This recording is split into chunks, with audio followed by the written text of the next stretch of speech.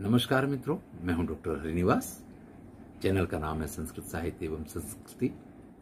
याज्ञवल्क्य स्मृति ऋणादान प्रकरण चल रहा है, व्यवहार अध्याय है और श्लोक 50 तक कल हमने देखा था।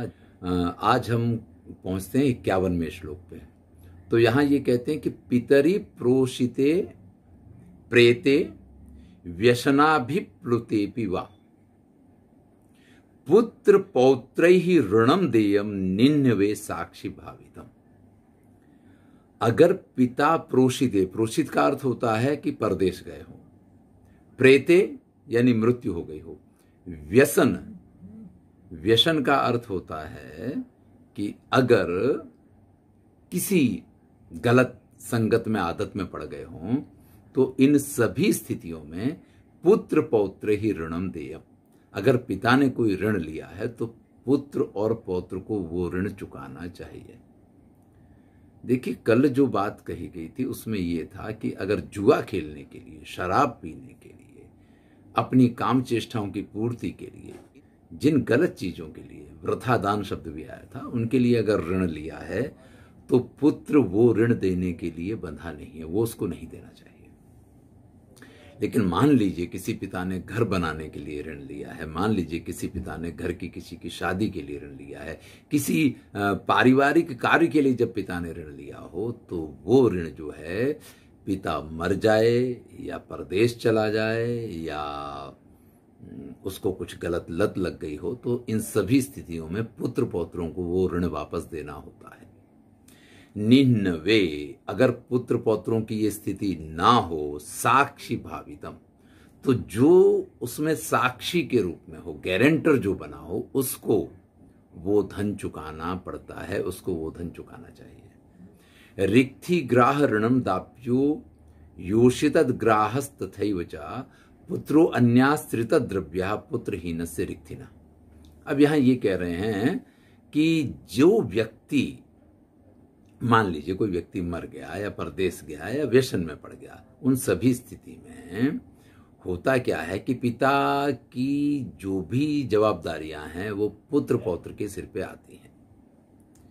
लेकिन अगर मान लीजिए कि उस व्यक्ति ने अपने पुत्र को उस जायदाद में से हटा दिया है, कई बार ऐसा हो जाता है कि पिता ने मान लीजिए दूसरी शादी कर ली और उसने उसके जो पुत्र पौत्र आदि हैं उनको अपनी जायदाद से बेदखल कर दिया कि उसको कुछ नहीं मिलेगा। तो ऐसी स्थिति में वो लोग फिर पिता का ऋण नहीं चुकाएंगे। इसलिए यहां पे ये बात कही गई है कि रिक्त ग्राह ऋणम दाप्यो, जिसने पिता की संपत्ति ली हो वही उस ऋण को देगा। तो अगर पिता की संपत्ति पुत्र पौत्र आदि को मिली हुई है तो वो चुकाएंगे, लेकिन अगर पिता ने उनको उस चीज से बेदखल कर दिया हो और फिर आप कहें कि पुत्र की जवाबदारी है, तो वहां पे वो जवाबदारी नहीं बना करती है। ये इसका अर्थ होता है। योषित ग्राहस्त थे। अब मान लीजिए कोई व्यक्ति की मृत्यु हो गई है या परदेश चला गया है, वो वापस ही नहीं आ रहा है। ऐसे में अगर उसकी स्त्री किसी अन्य के साथ विवाह करती है या उसकी स्त्री जिसके पास रहती है, उसको वो ऋण देना चाहिए या उसको वो ऋण देना होगा। पुत्रो अन्याश्रित द्रव्या पुत्रहीनस्य रिक्थिना। देखिए, पुत्र को तो चुकाना ही है, लेकिन अगर किसी के यहां संतान नहीं है तो उसकी संपत्ति जिसको मिलेगी, मान लीजिए किसी के यहां पुत्र नहीं है और उसकी संपत्ति उसके दामाद को मिलती है तो दामाद चुकाएगा। अगर मान लीजिए किसी के यहां पुत्री भी नहीं है, पुत्र भी नहीं है और उसकी संपत्ति उसके अन्य किसी सगे संबंधी को मिलती है, तो ऋण भी उसके सिर पे जाता है। ये इसका अर्थ हुआ।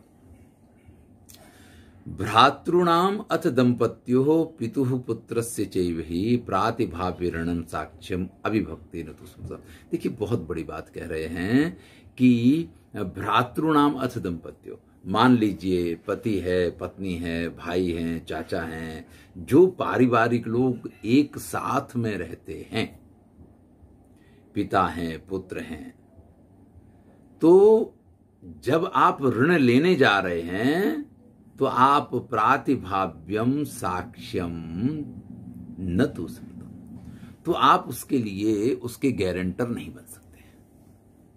ध्यान दीजिएगा, ये बिल्कुल कोर्ट के केस की तरह होता है। कोर्ट में भी जब केस होता है ना, तो अगर कोई पत्नी किसी की साक्षी बनना चाहे जाके, तो वो उसकी गवाही नहीं दे सकती है, या उसकी गवाही की वैल्यू नहीं होती है। हाँ, प्रतिपक्ष हो गया हो कि पत्नी के साथ ही झगड़ा चल रहा हो तो बात अलग हो गई है। तो यहाँ यही बात कही है कि अगर सब लोग एक साथ में रहते हैं, भाई, पति, पत्नी, पुत्र, पौत्र आदि, तो जो लोग एक ही परिवार में एक ही उसके तौर पे रहते हैं, वो लोग जो हैं साक्षी के रूप में उनका स्वीकार नहीं हो सकता, वो गारंटर नहीं बन सकते हैं। गारंटर कितने प्रकार के होते इसकी उसका वर्णन कर रहे हैं। दर्शने प्रत्यये दाने प्रातिभाव्यम विधीयते। प्रातिभाव्य यानी गारंटर की बात है। कितने प्रकार के होते हैं? एक होता है कि जो सिर्फ दर्शन करता है कि हाँ भाई ये चीज दी गई, हाँ मेरे हाजिरी में दी गई है। एक ऐसा होता है कि जो प्रत्यय विश्वास दिलाता है कि नहीं भाई मैं इनको अच्छी तरीके से जानता हूं और आप दे सकते हैं। और एक व्यक्ति दाने जो ये कहता है कि अगर ये नहीं देगा तो हम दे देंगे। तीन प्रकार के गारंटर होते हैं। एक गारंटर कैसा है कि जिसकी हाजिरी में ये चीज तय होगी कि हाँ आपने दिया, हाँ साहब मेरी हाजिरी में इनने पैसा लिया था, इनने पैसा दिया था। वो सिर्फ साक्षी इस चीज की दे रहा है कि हाँ मेरी उपस्थिति में ये व्यवहार किया गया है। तो वो क्या है? उसको दर्शन साक्षी कहेंगे। प्रत्यय साक्षी उसको कहेंगे जो विश्वास दिलाता है कि नहीं साहब ये आदमी बहुत सही है और अगर आप इसको देंगे तो इसका पैसा कभी डूबने वाला नहीं। वो ये नहीं कहता है कि मैं पैसे दे दूंगा, लेकिन उसने विश्वास दिलाया है कि साहब अगर आप इसको पैसा दे रहे हैं तो पैसा डूबेगा नहीं। और तीसरे प्रकार का साक्षी तो ये होता है, वो ये कहता है कि साहब आप इसको पैसा दे दो, ये नहीं देगा तो हम गारंटी लेते हैं कि हम भर देंगे। ध्यान दीजिएगा, आज जब बैंक किसी गारंटर से सिग्नेचर करवाता है ना, तो हम तो उसके कॉलम पढ़ते ही कहां हैं। इतनी लंबी पूरी लिस्ट होती है नियम कायदे कानून की, और उसमें ये सब लिखा रहता है कि साहब अगर ये पार्टी पैसा नहीं भरेगी तो आपको भरना पड़ेगा। और आप उस पर बाकायदा सिग्नेचर करते हैं, और वहां पे एक स्टैंप टिकट और लगी होती है, उस पर आप सिग्नेचर करते हैं। इसका अर्थ यही होता है कि आपने ये स्वीकार किया है कि अगला अगर मर जाएगा या अगला पैसा नहीं चुकाएगा तो मैं चुकाऊंगा। बिल्कुल रिसेंटली घटना है, आज से लगभग 15 साल पहले की घटना है ये। और रिसेंटली घटना इसलिए है क्योंकि उसका फैसला भी आया। हमारे कॉलेज के एक क्लार्क और एक प्यून, इन लोगों को पैसे की जरूरत थी। वो एक बैंक में गए, सहकारी बैंक थी। उन्होंने कहा कि साहब हमें लोन चाहिए, लोन मिल रही थी। तो उन्होंने कहा लोन तो हम आपको दे देंगे, लेकिन ये एक हमारे मित्र हैं, इनको भी लोन चाहिए है और इनके गारंटर नहीं है, आप दोनों लोग सिग्नेचर कर दो। अब उनको अपनी लोन लेनी थी, इसलिए उन्होंने सिग्नेचर कर दी। अब उनकी सिग्नेचर से उसको लोन मिल गई। वो व्यक्ति तो था ही फ्रॉड, उसने वो पैसा नहीं भरा। अब ये बैंक की मिली भगत थी, जो भी हो, उसने वो पैसा नहीं भरा। इन लोगों ने अपना पैसा भरे हुए इन लोगों को आज से 10 साल हो गए। अब इनके पास रोज नोटिस आनी शुरू हुई, और नोटिस आने के बाद फिर तो ऑर्डर्स आ गए कि इनकी तनख्वाह में से वो पैसा काटा जाए, और मेरे पास वो ऑर्डर्स आए, और वो भी ब्याज के साथ उनसे पैसा लिया जाएगा। उस व्यक्ति की इस दरमियान मृत्यु हो गई। अब हमने कहा कि भाई उसका मकान है, उसकी संपत्ति है, उसकी संतान है, उसके पुत्र पौत्र हैं, आप उनसे क्यों नहीं वसूल करते हैं? तो बोले साहब वो कोई देने कोई तैयार नहीं है, और हम तो उनको नहीं जानते, हम तो गारंटर को जानते हैं। और उन दोनों लोगों को ब्याज के साथ जो पैसा भरना था, फिर जब मैं बीच में पड़ा और मैंने बैंक से ये कहा कि देखिए आपने मेरे पास ऑर्डर भिजवा दिया कि एज ए प्रिंसिपल मैं इनके सैलरी काटना शुरू कर दूं, लेकिन मैं इस चीज को मानता हूं कि ये बिल्कुल गलत है, और भले मजिस्ट्रेट के ऑर्डर हुए मैं वो नहीं काटूंगा, और जब तक मैं इस पोस्ट पे बैठा हुआ हूं आप ये पैसा वसूल नहीं कर सकते। हाँ, अगर आपको ब्याज पूरा छोड़ना हो और मूड़ी आपको चाहिए तो उसका इंतजाम मैं करवा सकता हूं। और तब जाकर के उन दोनों लोगों के हिस्से में 29 हजार रुपए भरने आए। ये जो मूल रकम थी उन लोगों ने भरी। तो आप ये चीज समझ लीजिए, आप पढ़ रहे हैं, ऋणादान प्रकरण सिर्फ पढ़ने से काम नहीं चलेगा, जीवन में इन चीजों की जरूरत पड़ती है। अगर आप किसी के गारंटर बनते हैं तो आपको इस चीज का ज्ञान होना चाहिए कि उसमें क्या लिखा है। अगर उसमें सिर्फ ये लिखा हो कि आपकी साक्षी में ये पैसा दिया गया, तो आपकी जवाबदारियां कितनी वो आप समझ लीजिए। और ये चीजें पहले भी थी और आज भी हैं। और अगर कहीं आपने उसमें ये लिखा है कि अगर वो नहीं भरेगा और आप पैसा भरेंगे तो आपको सिग्नेचर नहीं करना चाहिए, मेरे हिसाब से ये है। चलिए, आपकी मर्जी है, आप क्या करेंगे ये तो समय बताएगा।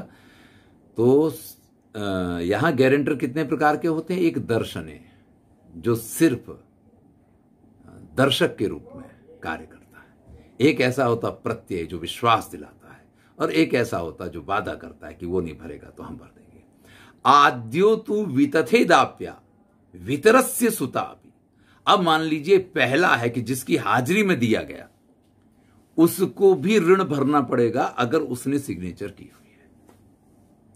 अब वो तो कहे कि हम तो साहब खाली दर्शक थे, तो तुमने मना क्यों नहीं किया था कि इस व्यक्ति को मत दो? उसको, उससे भी आप वसूल कर सकते हैं। और जिसने विश्वास दिलाया उससे तो वसूल कर ही सकते हैं, क्योंकि उसने तो कहा ही ये था कि व्यक्ति बहुत अच्छा, आप दे दीजिए, बहुत अच्छा व्यक्ति है।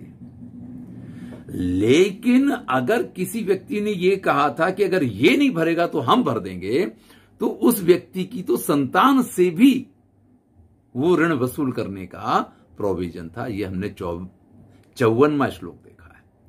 दर्शने प्रतिभूर्यत्र मृतः प्रात्ययिकोऽपि वा न तत्पुत्रा ऋणम दद्युर्दानाय यह स्थिता। देखिए, जो दर्शन वाला प्रतिभू, यत्र मृतः प्रात्ययिकोऽपि वा, इसमें जो पहले दो प्रकार के थे, एक दर्शन वाला और एक प्रत्यय वाला, अगर ये दोनों लोगों की या इनकी मृत्यु हो जाती है तो ना तत्पुत्रा ऋणम दद्यु, तो उनके पुत्रों को वो ऋण भरना नहीं आता है। यानी पहले दो प्रकार के जो गारंटर हैं उनके पुत्रों को वो ऋण भरना नहीं आता है। लेकिन दानाय, जो तीसरे प्रकार का था, जिसने ये कहा कि अगर वो नहीं भरेगा तो हम भर देंगे, ऐसे व्यक्ति के तो पुत्र से भी धन वसूल करना चाहिए, उसको भी ये देना पड़ता है। बहवा स्यु यदि स्वांसई दद्यु प्रतिभुवो धनम। अगर मान लीजिए कि कई गारंटर हैं, जैसे अभी हमने उदाहरण बताया कि 2 गारंटर थे, तो वो आधा आधा धन उनमें बांटा गया कि दोनों को आधा आधा देना पड़ा। तो वही बात यहां पे आज तब भी थी कि वहवा स्यूर यदि स्वांसई दद्यु, अगर बहुत सारे लोग हों तो सबको अपना अपना हिस्सा देना पड़ेगा। अगर मान लीजिए किसी ने जो रकम ली है और 4 लोग हैं इसमें गारंटर के तौर पे, 4 लोग बराबर बराबर रकम भरेंगे, ये इसका अर्थ हुआ। एक छाया श्रुते स्वेसु धनिकस्य यथारुचि। अगर मान लीजिए कि 4 लोग गारंटर थे और उनमें से चारों ये कहते हैं कि अरे हम दे देंगे, हम दे देंगे, हमसे ले लो, हमसे ले लो, हमसे ले लो, तो फिर भाई जिसका धन है वो ये सोच सकता है कि उसको किसके पास से लेना है। यानी सभी अगर पूरा पूरा हिस्सा देने के लिए तैयार हैं, वैसे तो ऐसा होता नहीं है, लेकिन कभी अगर कोई ऐसी घटना हो, देखिए अगर आप समझें कि ऐसा कभी हो सकता है कि किसी की गारंटर के तौर पे कोई रहा हो और वो व्यक्ति ना रहे, तो उसके सारे गारंटर ये कहें कि नहीं पूरा धन हम भरेंगे, दूसरा कहे कि नहीं साहब आप नहीं भरोगे, हम भरेंगे, तीसरा कहे कि आप नहीं हम भरोगे, हम भरेंगे। ऐसा कभी हो सकता है क्या? आप समझ सकते हैं? मुझे जवाब चाहिए। आप अपने माइक ऑन कीजिए और मुझे बताइए कि ऐसा संभव है क्या? ऐसा कैसे संभव है कि सभी व्यक्ति ये कहें कि हम भर देंगे? अगर किसी ऐसे श्रेष्ठ व्यक्ति के धन के बारे में बात पता चलता है, मान लीजिए मेरे पिता ने कोई ऋण लिया है, हम पुत्र हैं तो हम भर देंगे, हमें भरना भी चाहिए। लेकिन अगर हमें यह मालूम पड़े कि हमारे गुरु के ऊपर कोई कर्ज था और गुरु के साथ ऐसा हो गया है और किसी जगह पे हमारी साक्षी के रूप में सिग्नेचर हो, तो भी हम भर देंगे। यहां पे सिर्फ साक्षी की बात नहीं आती, यहां बात यह आती है कि जिसने ऋण लिया है उसका ऋण देने के लिए अगर बहुत सारे लोग तैयार हों, तो फिर जिसका धन है उसकी रुचि है, उसकी इच्छा है कि वो किसके पास से वो धन लेगा। देखिए, गारंटर को तो देने का नंबर कब आएगा? जब गारंटर के सिर पे बात आए। लेकिन कई बार ऐसा होता है, बहुत जगहों पे ऐसा देखा जाता है कि किसी श्रेष्ठ व्यक्ति ने कोई कर्ज ले लिया हो और उसके अनुयायियों को अगर पता चले तो एक नहीं अनेक लोग इसके लिए तैयार हो जाएं, साहब हम भर देंगे, आप बिल्कुल निश्चित हो जाओ, हम दे रहे हैं, आप हमसे लो, पूरा हमसे ले लो, हम ही देंगे पूरा। वो कहेगा नहीं आप नहीं दोगे, हम देंगे। क्योंकि ऐसी जगहों पे लोग अपना सौभाग्य समझते हैं कि चलो हमें एक मौका मिला ऐसा करने का। तो थोड़ी सी इस तरीके की स्थितियां आती हैं, और नहीं आती होती तो ये बात यहां लिखी नहीं जाती। ये तभी लिखी गई है जबकि इस प्रकार की स्थितियां आती हैं। चलिए आगे चलते हैं। प्रतिभूर्दापितो यत्तु प्रकाशम धनिनाम धनम द्विगुणम प्रतिदातव्यम ऋणिकै तस्य तद भवेत।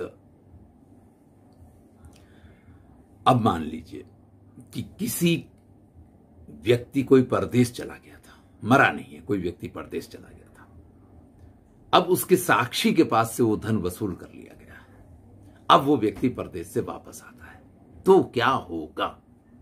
मान लीजिए वो व्यक्ति वापस आ गया परदेश से, तो आपने तो उसका जो साक्षी था उससे वसूल कर लिया गारंटर से कि साहब ये तो नहीं था। तो ऐसी स्थिति के लिए कहते हैं प्रतिभूर्दापितो यत्तु प्रकाशम धनिनाम धनम, धनी का जो धन किसी साक्षी ने दिया हो, द्विगुणम प्रतिदातव्यम ऋणिकै तस्य तद भवेत्। तो ऋणी व्यक्ति जब वापस आए तो उसको 2 गुना करके उसको वापस देना चाहिए। समझ लीजिए कि अगर किसी ने ब्याज के साथ किसी के 10,000 की जगह 15,000 भरा है और फिर जिस व्यक्ति ने वो 10,000 लिया था वो वापस आता है, तो चूंकि उसने 15,000 भर दिया तो उसको 30,000 रुपया वापस देना चाहिए। ये नियम कहता है। संतति स्त्री पशुस्वेव धान्यम त्रिगुणमेव च। अब मान लीजिए स्त्री और पशु इस प्रकार का कुछ अगर उसके पास से दिलाया गया है तो उसको वो सारी चीजें भी संतति स्त्री पशुस्वेव, अगर स्त्री है तो संतान के साथ दे दी जाएगी, पशु है तो संतान के साथ उसको दे दिया जाएगा। मतलब पहले तो विनिमय हुआ करता था, किसी न किसी के पास से आप में से आप सब छोटे हैं लेकिन आपके पिता वगैरह के समय में ये चीजें देखने को मिलेंगी कि लोग बाग खेत जोतने के लिए कई बार लोगों के पास एक ही बैल होता था, दूसरा बैल वो मांग के लाते थे, तो वो भी एक ऋण हुआ करता था। आप हमारे यहां से एक बैल ले लीजिए, हम आपके यहां से एक बैल ले लेंगे। इसमें बहुत सारी स्थितियां ऐसी आती थी जिनकी कल्पना आज करना थोड़ा कठिन है आज की स्थिति में। आज तो आपने पैसा दिया, ट्रैक्टर आ गया, आपका खेत जोत के चला गया, आपका काम खत्म हो गया। लेकिन पहले ट्रैक्टर हुए ही नहीं करते थे और बैल कोई मांगे नहीं देता, बैल की जोड़ी वो खुद अपने, क्योंकि लोग बैलों को, अगर आपने मुंशी प्रेमचंद की कहानी सुनी हो, हीरा मोती पढ़ी हो या सुनी हो, बैलों को लेकर के जो उन्होंने एक कहानी लिखी है, बैल भी अपने स्वामियों को इतना प्रेम किया करते थे, इसी प्रकार से स्वामी भी अपने इन बैलों से इतना प्रेम किया करते थे। तो यहाँ पे वो भी एक संपत्ति हुआ करती थी। तो अगर पशु पक्षी, अरे जो पशु हैं या स्त्री है, इनको अगर ऋण के तौर पे स्वीकार किया गया है तो संतान के साथ वो दे देना पड़ता था। ये इसका धान्यम, अगर उसने उसके बदले का धान्य दिया है तो धान्य उसको 3 गुना करके वापस देना चाहिए। वस्त्रम चतुर्गुणम, वस्त्र 4 गुना करके वापस देना चाहिए। प्रोक्तम रसस्य 8 गुना स्मृता।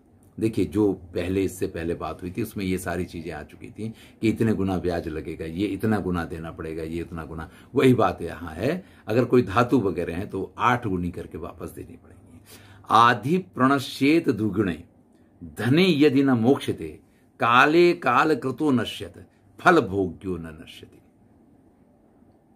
अब ध्यान दीजिएगा, किसी ने कोई चीज आधी के रूप में, यानी किसी ने किसी के पास, जैसे आजकल गोल्ड लोन लेते हैं ना, तो हम क्या करते हैं कि सोना बैंक के पास रखते हैं और हम बैंक के पास से पैसा लेते हैं।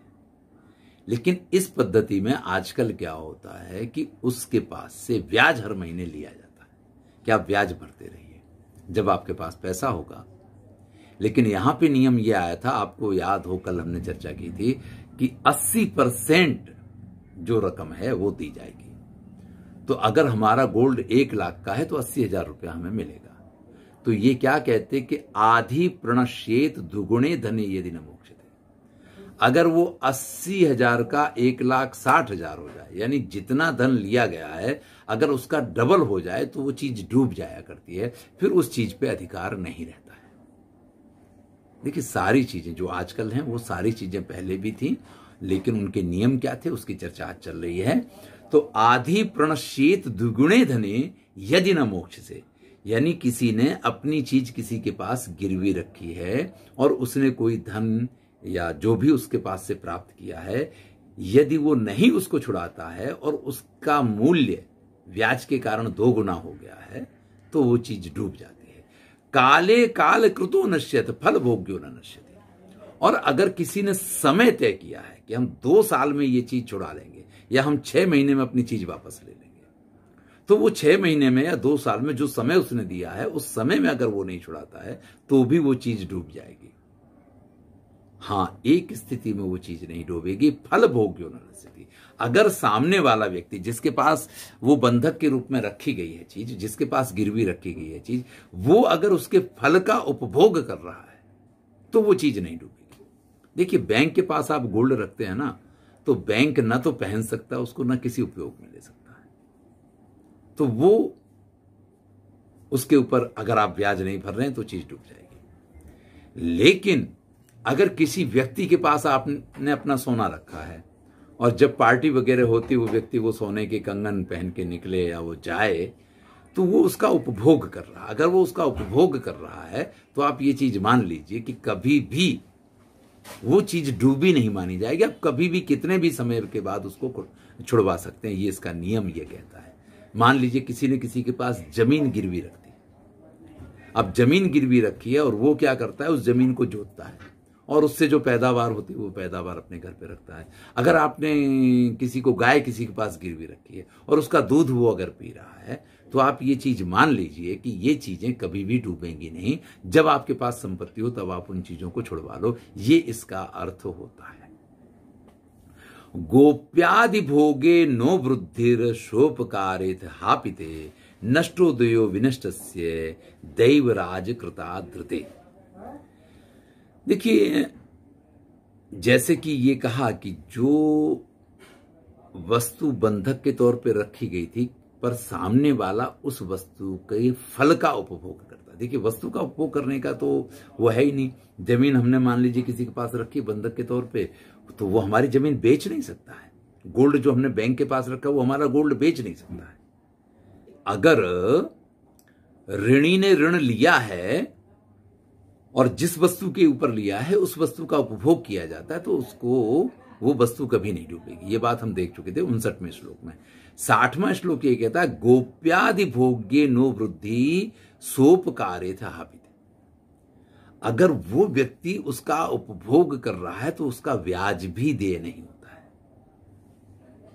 मतलब वो वस्तु डूबेगी नहीं, वो डूबेगी तो नहीं लेकिन उसका ब्याज भी नहीं देय होता है। अगर मान लीजिए मेरे पास खेती है और मैंने खेती किसी के पास गिरवी रखी है और उस खेती का वो उपयोग कर रहा है, उसका उत्पादन वो ले रहा है, तो फिर भैया हम ब्याज कहां से देंगे? तो ब्याज भी उसका नहीं देना होता है। ये बात कही है। नष्टो देयो विनष्टस्य दैवराज कृताद्रते।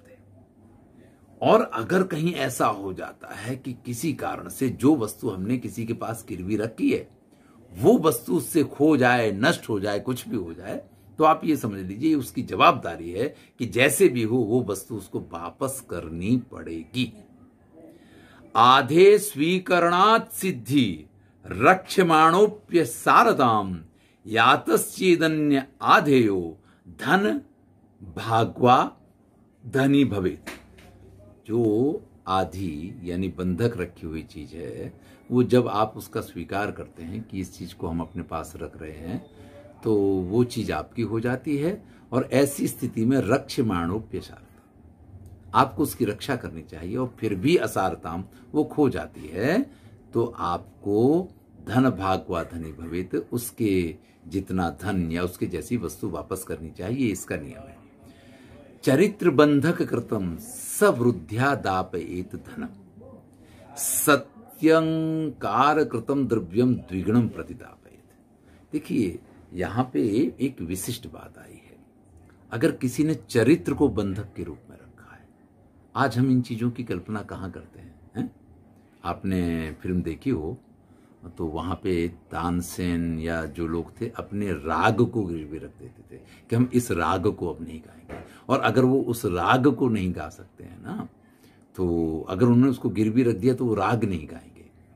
अगर हम कह दें कि हाँ हम ऐसा करेंगे, लोग शर्तें लगाते हैं, तो इसको कहते हैं चरित्र बंधक।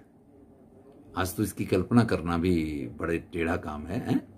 तो अगर चरित्र बंधक कृतम सवृद्ध्यादापेत। अब देखिए, इसमें तो कई बार क्या होता है कि व्यक्ति की बात का इतना भरोसा होता है कि उसके पास से कुछ लिए ही नहीं जाता है, और उसने ये कहा कि ठीक है, जब तक मैं ऐसा नहीं करूंगा तब तक मैं ये राग नहीं गाऊंगा, या तब तक मैं ये कार्य नहीं करूंगा, या तब तक मैं इस नगर में प्रवेश नहीं करूंगा, या तब तक मैं ऐसा नहीं करूंगा। तो ये सारी चीजें चरित्र बंधक बोली जाएंगी। तो सवृद्ध्यादापेत धनम, तो वृद्धि के साथ, यानी उसका ब्याज के साथ उसको धन वापस दिया जाएगा। मतलब ऐसी स्थिति में उसको ब्याज देना है। अगर किसी ने सिर्फ मौखिक अपने चरित्र को बंधक रख करके किसी के पास से धन लिया है तो उसको ब्याज के साथ। सत्यंकार कृतम द्रव्यम द्विगुणम प्रतिदापयित। और देखिए, एक और बड़ी बात करते हैं कि अगर सत्य, यानी कुछ लोग, जैसा कि अभी मैंने बात कही थी कि बड़ा विश्वास पात्र लोग होते हैं, तो ऐसी स्थिति में उस धन को दूना करके देना चाहिए। यानी यहां पे ब्याज लिया जाएगा और ब्याज के साथ ही वो पैसा देना चाहिए। और किसी ने कहा कि साहब हम आपको पैसा वापस दे देंगे, और वो सत्य प्रतिज्ञ है, और फिर स्थिति इस प्रकार की आई, तो उसको 2 गुना करके पैसा दिलवाना चाहिए। ये इसका अर्थ होता है। उपस्थितस्य मोक्तव्य आधिस्तेनोन्यथा भवेत प्रयोजके सति धनम कुले अन्यस्याधिमाप्नुयात। अब ये कहते हैं कि अगर मान लीजिए हमने अपनी कोई चीज किसी के पास बंधक के रूप में रखी हुई है, और मेरे पास व्यवस्था हो गई, मैं अपनी वस्तु को छुड़वाने के लिए जाता हूं, लेकिन जिसके पास हमने चीज रखी वो ही अपने घर पे उपस्थित नहीं है, वो कहीं बाहर गया हुआ है। ठीक है भैया, शाम को आ जाएंगे तो शाम को हम दे देंगे। लेकिन अगर ऐसा होता है कि वो व्यक्ति नहीं आता है, मान लीजिए कि हमने ये कहा था कि हम 25 तारीख को ऐसा कर देंगे, अगर हम 25 को नहीं करते हैं तो इसका अर्थ हुआ कि हमारी चीज डूब जाएगी, तो हम 24 को पहुंच गए।